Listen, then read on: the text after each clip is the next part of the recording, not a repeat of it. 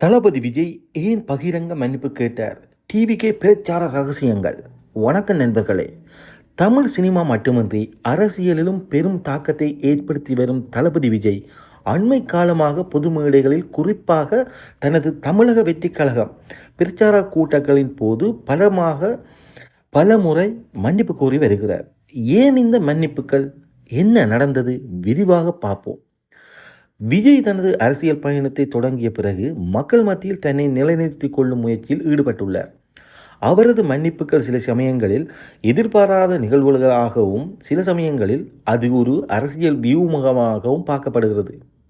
நாகப்பட்டினத்தில் நடைபெற்ற தனது டிவிகே பிரச்சார கூட்டத்தின் போது விஜயபதி பகிரங்கமாக மன்னிப்பு கேட்டது பெரும் பேசு பொருளானது. பல ஊடகங்கள் இந்த நிகழ்வை முக்கிய செய்தியாக வெளியிட்டன. இந்த மன்னிப்புக்கான காரணம் சரியாக தெரியாவிட்டாலும், பிரச்சார கூட்டத்தில் ஏற்பட்ட ஏதேனும் ஒரு சூழ்நிலையால் இது ஏற்பட்டிருக்கலாம் என யூகிக்கப்படுகிறது. அரியலூரில் நடந்த பிரச்சாரத்தில் விஜய் சற்று தாமதமாக வந்ததற்காக மக்கள் மத்தியில் சாரி கேட்டு மன்னிப்பு கோரினார். இது அவரது எளிமையையும் மக்களை மதிக்கும் தன்மையையும் வெளிப்படுத்தியாக ரசிகர்கள் கருதுகின்றனர். ஒரு டிவிகே மாநாட்டில் தனது நன்றி உரையை முடித்த பிறகு விஜய் சாரி என்று கூறியது ஊடகங்களின் கவனத்தை ஈர்த்தது. இது ஏதேனும் ஒரு தவறான புரிதலுக்காகவோ அல்லது எதிர்பாராத நிகழ்வுக்காகவோ இருக்கலாம் என நம்பப்படுகிறது. மாணவர்களுடனான சந்திப்பு ஒன்றில் விஜய் ஒரு எதிர்கால முதல்வருக்கு நன்றி தெரிவிக்கும் வகையில் சாரி என்று லேசான தொனியில் கூறியது ஒரு வேடிக்கையான அல்லது நகைச்சுவையாக தருணமாக அமைந்திருந்தது. காவல் நிலைய மரணங்கள் தொடர்பாக டிஎம்கே அரசை கடுமையாக விமர்சித்து வரும் விஜய், தவறு செய்தவர்கள் மன்னிப்பு கேட்க வேண்டும் என்றும் பாதிக்கப்பட்டவர்களுக்கு நீதி கிடைக்க வேண்டும் என்றும் வலியுறுத்தினார். உள்ளாட்சி தேர்தலின் போது வாக்களிக்க வந்த விஜயை சுற்றி ரசிகர்கள் கூட்டம் கூடியதால் பொதுமக்களுக்கு சிரமம் ஏற்பட்டன.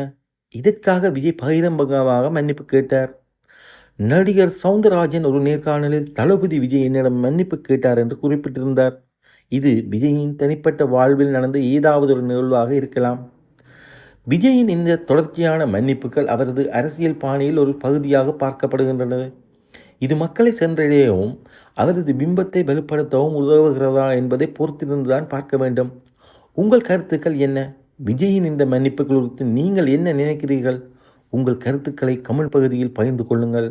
இந்த வீடியோ பிடித்திருந்தால் லைக் செய்து உங்கள் நண்பர்களுடன் பகிர்ந்து கொள்ளுங்கள். மேலும் இது போன்ற சுவாரஸ்யமான தகவல்களுடன் எங்கள் சேனலில் இணைந்திருங்கள். சப்ஸ்கிரைப் செய்து வைத்துக் கொள்ளுங்கள். நன்றி, வணக்கம்.